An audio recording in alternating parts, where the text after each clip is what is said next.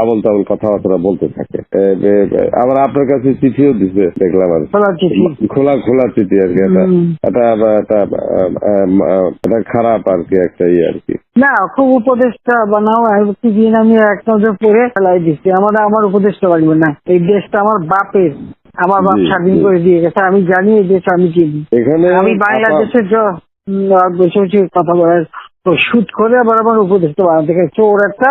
ও বলছে গ্রামীণ ফোনের সব ইনকাম গ্রামীণ ব্যাংকে যাবে, যে টাকা গ্রামীণ ব্যাংক গরিব মানুষের সাহায্য করবে।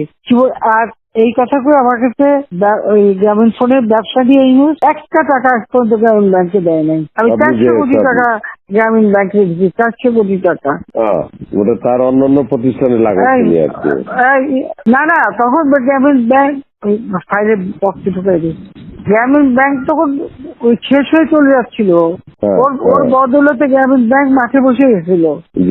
ও তো সব ব্যাংকের সব টাকা তো লুচি খেয়ে গেছে। তখন আমি প্রথমে 100 কোটি, তারপর 200 কোটি, তারপর আবার 100 কোটি, এটা 98 সালে দিচ্ছি, চালু রাখছি। তখন এই গ্রামীণ ফোনের ব্যবসা ছিল। এই ব্যবসাটার থেকে যে লাভটা হবে সেই টাকাটা চলে যাবে গ্রামীণ ব্যাংকে, রেগুলার গ্রামীণ ব্যাংকে একটা সোশ্যাল ইনকাম থাকবে। এই বলে ব্যবসা নিয়ে তখন যখন ব্যবসা নাই, তোমায় বলে রাখি, যদি কোনদিন প্রশ্ন ওঠে বলতে পারবা, 51% মালিক হলো বাংলাদেশ আর 49% হলো নরওয়ে কোম্পানি। আর এখন যে দেখো সব সে ব্যবসা নরওয়ে কোম্পানির কাছে, তার নিজের কাছে বোধহয় 10 ভাগ বা 15% মতন হয়তো থাকতে পারে, সমস্ত সে বেঁচে খেয়েছে। আর একটা টাকা কোনোদিন গ্রামীণ ব্যাংকে এখান থেকে দেয় নাই। আর আমরা সবচেয়ে বেশি ফ্যাসিলিটি তাকে দিচ্ছিলাম, রেলওয়ে, ফাইবার অপটিক ব্যবহার থেকে শুরু করে সবকিছুতে তাকে সুযোগ দেওয়া হয়েছিল। ওইভাবেই তো গ্রামীণ ফোনটা তো অন্যদের থেকে সে সবচেয়ে বেশি সুবিধা পাইছে। চোর একটা রক্ত চুষে খাইছে সব। আমি বলছি যে রক্ত শোষা, গরিবের রক্ত শোষা।